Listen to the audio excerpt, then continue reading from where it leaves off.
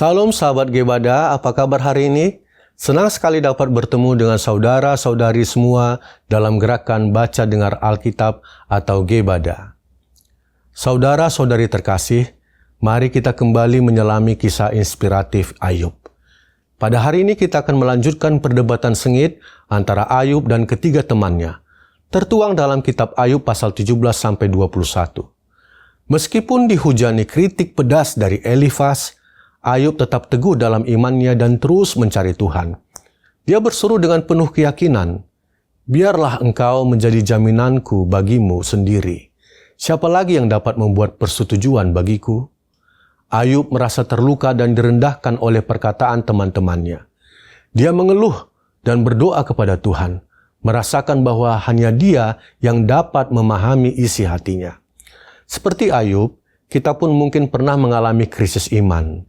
Iman kita diuji ketika orang-orang di sekitar kita, termasuk orang-orang percaya, mengucapkan kata-kata atau melakukan tindakan yang menyakitkan. Hal ini dapat membuat kita meragukan kasih Tuhan dan keberadaannya. Namun penting untuk diingat bahwa setiap orang memiliki perjalanan sendiri dalam iman. Pengalaman Ayub mengingatkan kita bahwa krisis iman adalah hal yang wajar terjadi. Yang terpenting adalah kita tidak menyerah dan terus mencari Tuhan dalam masa-masa sulit.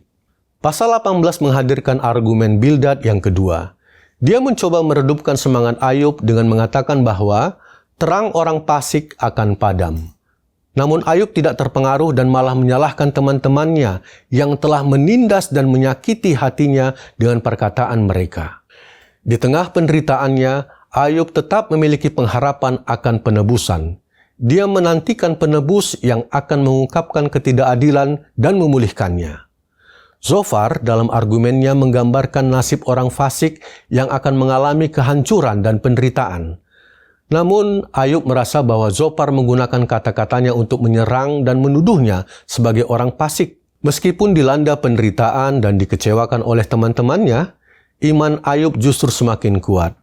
Dia belajar untuk lebih bersandar kepada Tuhan dan menemukan kekuatan serta penghiburan dalam firman-Nya. Sambil merenungkan iman Ayub yang memberinya perspektif baru tentang Tuhan melalui penderitaan, mari kita bersama-sama membaca Ayub pasal 17-21 dalam Gebada. Kiranya kisah inspiratif ini dapat memperkuat kita dan mengingatkan kita bahwa Tuhan selalu menyertai kita di setiap langkah.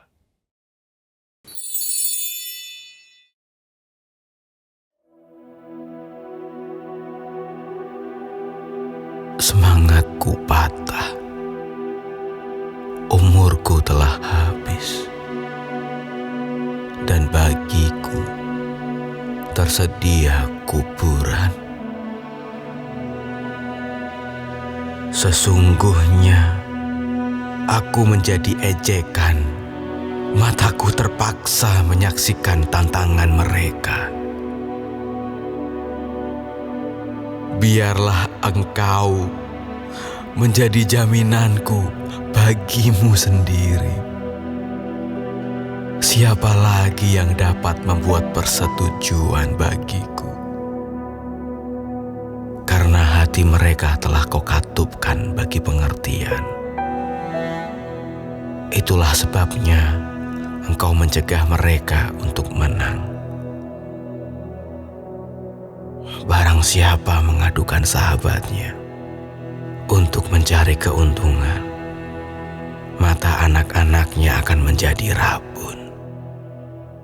Aku telah dijadikan sindiran di antara bangsa-bangsa, dan aku menjadi orang yang diludahi mukanya. Mataku menjadi kabur karena pedih hati. Segala anggota tubuhku seperti bayang-bayang. Orang-orang yang jujur tercengang karena hal itu, dan orang yang tidak bersalah naik pitam terhadap orang fasik. Meskipun begitu, orang yang benar tetap pada jalannya, dan orang yang bersih tangannya bertambah-tambah kuat. Tetapi kamu sekalian, silakan datang kembali. Seorang yang mempunyai hikmat takkan kudapati di antara kamu. Umurku telah lalu, telah gagal rencana-rencanaku, cita-citaku. Malam hendak dijadikan mereka siang. Terang segera muncul dari gelap, kata mereka. Apabila aku mengharapkan dunia orang mati sebagai rumahku, menyediakan tempat tidurku di dalam kegelapan, dan berkata kepada liang kubur, "Engkau ayahku," kepada berenang, "Ibuku dan saudara perempuanku," maka di manakah harapanku? Siapakah yang melihat adanya harapan bagiku? Keduanya akan tenggelam ke dasar dunia orang mati apabila kami bersama-sama turun ke dalam debu.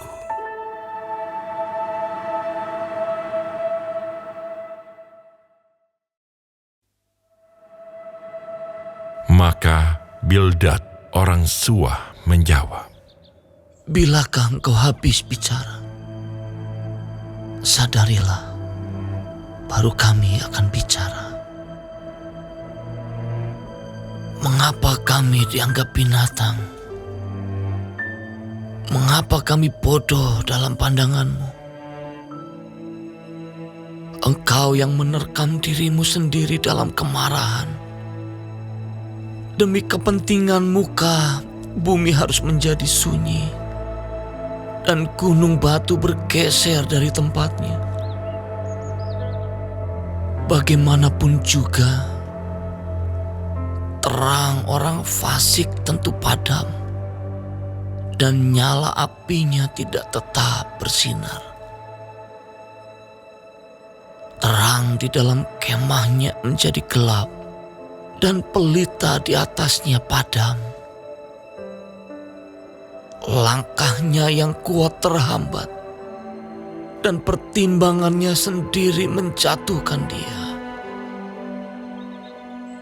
Karena kakinya sendiri menyangkutkan dia dalam jaring, dan di atas tutup pelubang ia berjalan. Tumitnya tertangkap oleh jebak, dan ia tertahan oleh jerat. Tali tersembunyi baginya dalam tanah.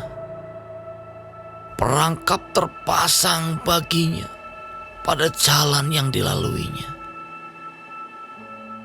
Kedahsyatan mengejutkan dia di mana-mana, dan mengejarnya di mana juga ia melangkah. Bencana mengidamkan dia. Kebinasaan bersiap-siap menantikan dia jatuh.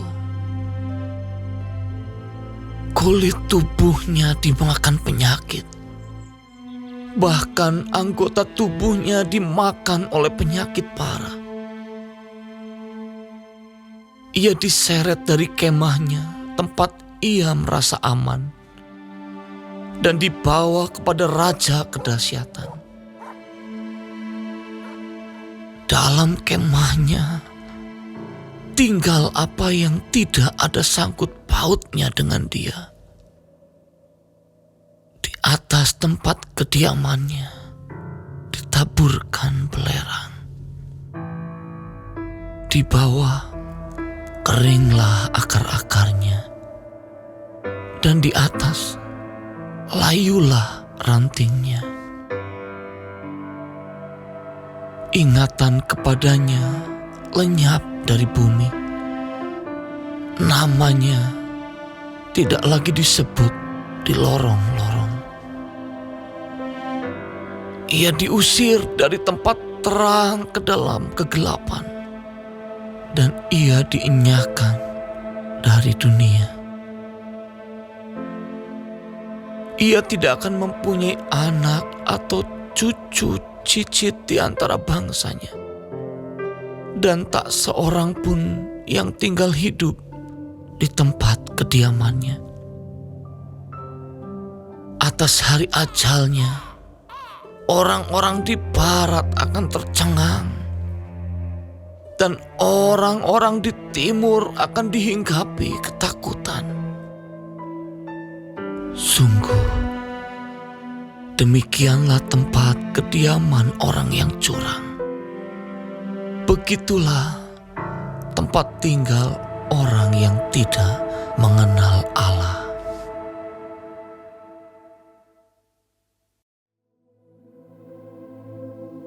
Tetapi Ayub menjawab, Berapa lama lagi kamu menyakitkan hatiku dan meremukan aku dengan perkataan? Sekarang telah 10 kali kamu menghina aku. Kamu tidak malu menyiksa aku. Jika aku sungguh tersesat, maka aku sendiri yang menanggung kesesatanku itu. Jika kamu sungguh hendak membesarkan diri terhadap aku dan membuat celahku sebagai bukti terhadap diriku, insafilah bahwa Allah telah berlaku tidak adil terhadap aku dan menebarkan jalannya atasku. Sesungguhnya aku berteriak kelaliman, tetapi tidak ada yang menjawab. Aku berseru minta tolong, tetapi tidak ada keadilan. Jalanku ditutupnya dengan tembok, sehingga aku tidak dapat melewatinya. Dan jalan-jalanku itu dibuatnya gelap. Ia telah menanggalkan kemuliaanku dan merampas mahkota di kepalaku. Ia membongkar aku di semua tempat, sehingga aku lenyap dan seperti pohon, harapanku dicabutnya. Murkanya menyala terhadap aku dan menganggap aku sebagai lawannya. Pasukannya maju serentak. Mereka merintangi jalan melawan aku, lalu mengepung kemahku. Saudara-saudaraku dijauhkannya daripadaku, dan kenalan-kenalanku tidak lagi mengenal aku. Kaum kerabatku menghindar, dan kawan-kawanku melupakan aku. Anak semang dan budak perempuanku menganggap aku orang yang tidak dikenal. Aku dipandang mereka orang asing. Kalau aku memanggil budakku, ia tidak menyahut. Aku harus membujuknya dengan kata-kata manis. Nafasku menimbulkan rasa jijik kepada istriku, dan bauku memualkan saudara-saudara sekandungku. Bahkan kanak-kanak pun menghina aku. Kalau aku mau berdiri, mereka mengejek aku. Semua teman karibku merasa muak terhadap aku, dan mereka yang kukasihi berbalik melawan aku. Tulangku melekat pada kulit dan dagingku. dan hanya gusiku yang tinggal padaku. Kasihanilah aku, kasihanilah aku, hai sahabat-sahabatku, karena tangan Allah telah menimpa aku.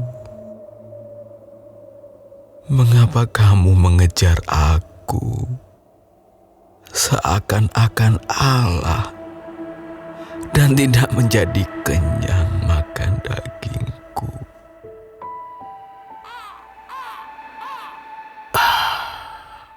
Kiranya perkataanku ditulis, dicatat dalam kitab, terpahat dengan besi pengukir dan timah pada gunung batu untuk selama-lamanya. Tetapi aku tahu penebusku hidup, dan akhirnya ia akan bangkit di atas debu. Juga sesudah kulit tubuhku sangat rusak, tanpa dagingku pun aku akan melihat Allah, yang aku sendiri akan melihat memihak kepadaku. Mataku sendiri menyaksikannya dan bukan orang lain. Hati sanubariku merana karena rindu. Kalau kamu berkata, kami akan menuntut dia dan mendapatkan padanya sebab perkaranya, takutlah kepada pedang, karena kegeraman mendatangkan hukuman pedang. Agar kamu tahu bahwa ada pengadilan.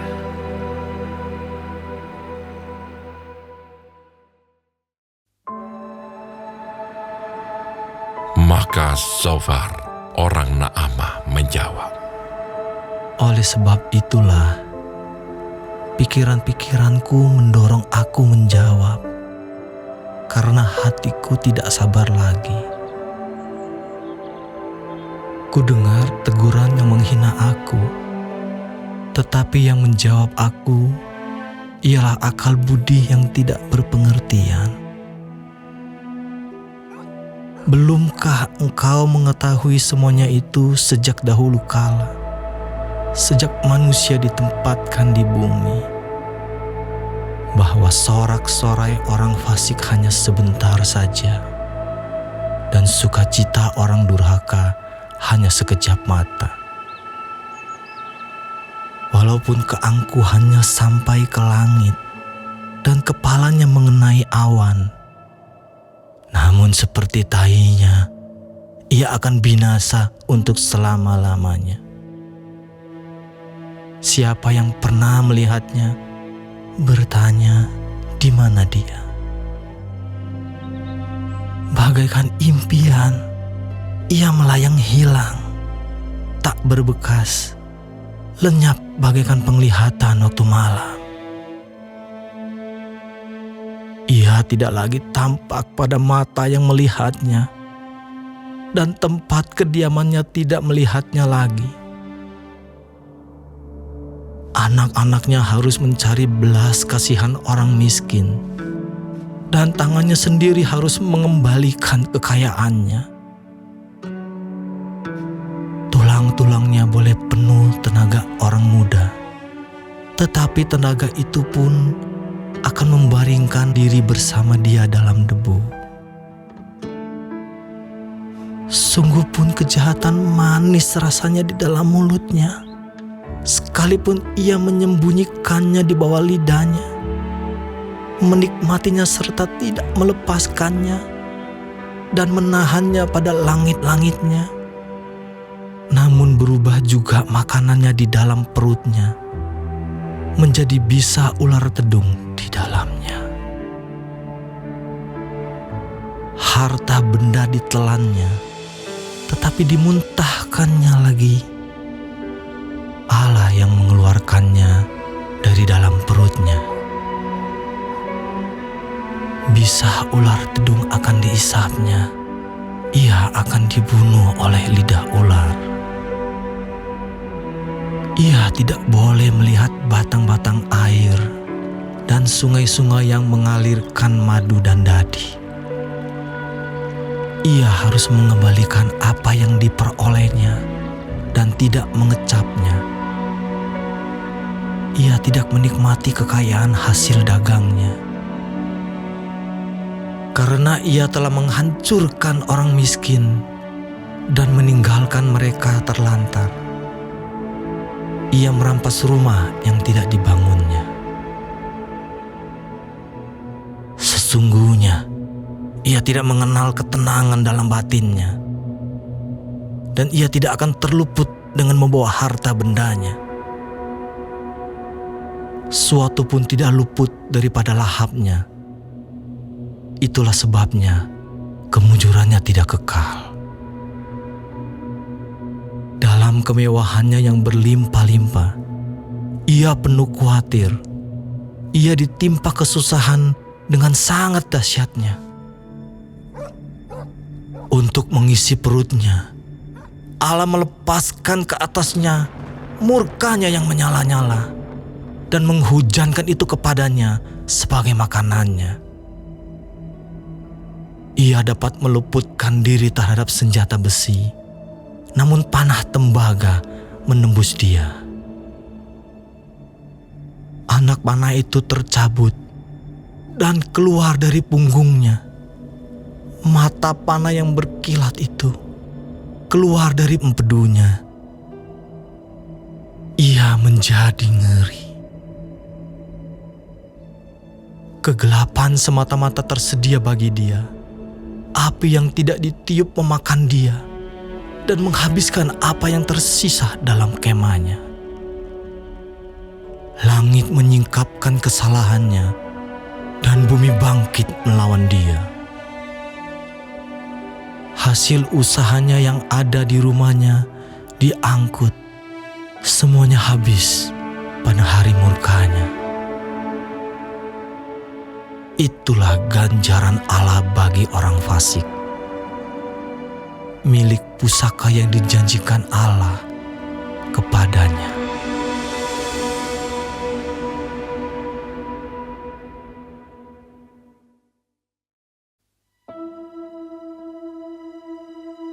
Tetapi Ayub menjawab, dengarkanlah baik-baik perkataanku, dan biarlah itu menjadi penghiburanmu.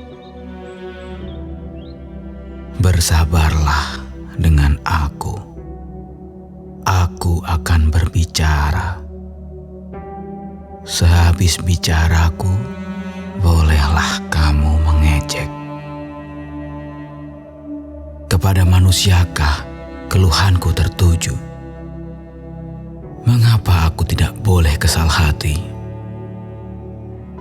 Berpalinglah kepadaku, maka kamu akan tercengang, dan menutup mulutmu dengan tangan. Kalau aku memikirkannya, aku menjadi takut dan gemetarlah tubuhku. Mengapa orang fasik tetap hidup, menjadi tua, bahkan menjadi bertambah-tambah kuat? Keturunan mereka tetap bersama mereka, dan anak cucu diperhatikan mereka. Rumah-rumah mereka aman, tak ada ketakutan. Pentung Allah tidak menimpa mereka. Lembu jantan mereka memacek dan tidak gagal. Lembu betina mereka beranak dan tidak keguguran. Kanak-kanak mereka dibiarkan keluar seperti kambing domba. anak-anak mereka melompat-lompat. Mereka bernyanyi-nyanyi dengan iringan rebana dan kecapi, dan bersukaria menurut lagu seruling. Mereka menghabiskan hari-hari mereka dalam kemujuran, dan dengan tenang mereka turun ke dalam dunia orang mati. Tetapi kata mereka kepada Allah, "Pergilah dari kami, kami tidak suka mengetahui jalan-jalan-Mu. Yang Maha Kuasa itu apa, sehingga kami harus beribadah kepadanya? Dan apa manfaatnya bagi kami kalau kami memohon kepadanya?" Memang kemujuran mereka tidak terletak dalam kuasa mereka sendiri. Rancangan orang fasik adalah jauh daripadaku. Betapa sering pelita orang fasik dipadamkan. Kebinasaan menimpa mereka dan kesakitan dibagikan Allah kepada mereka dalam murka-Nya. Mereka menjadi seperti jerami di depan angin, seperti sekam yang diterbangkan badai. Bencana untuk dia disimpan Allah bagi anak-anak-Nya. Sebaiknya orang itu sendiri diganjar Allah supaya sadar. Sebaiknya matanya sendiri melihat kebinasaannya, dan ia sendiri minum dari murka yang Maha Kuasa. Karena peduli apa ia dengan keluarganya sesudah ia mati, bila telah habis jumlah bulannya. Masakan kepada Allah diajarkan orang pengetahuan, kepada Dia yang mengadili mereka yang di tempat tinggi, yang seorang mati dengan masih penuh tenaga, dengan sangat tenang dan sentosa. Pinggangnya gemuk oleh lemak dan sumsum tulang-tulangnya masih segar. Yang lain mati dengan sakit hati, dengan tidak pernah merasakan kenikmatan. Tetapi sama-sama mereka terbaring di dalam debu, dan berenga-berenga berkeriapan di atas mereka. Sesungguhnya aku mengetahui pikiranmu dan muslihat yang kamu rancangkan terhadap aku. Katamu, di mana rumah penguasa? Di mana kemah tempat kediaman orang-orang fasik? Belum pernahkah kamu bertanya-tanya kepada orang-orang yang lewat di jalan? Dapatkah kamu menyangkal petunjuk-petunjuk mereka, bahwa orang jahat terlindung pada hari kebinasaan dan diselamatkan pada hari murka Allah? Siapa yang akan langsung menggugat kelakuannya dan mengganjar perbuatannya? Dialah yang dibawa ke kuburan dan jiratnya dirawat orang. Dengan nyaman ia ditutupi oleh gumpalan-gumpalan tanah di lembah. Setiap orang mengikuti dia, dan yang mendahului dia tidak terbilang banyaknya. Alangkah hampanya penghiburanmu bagiku. Semua jawabanmu hanyalah tipu daya bela.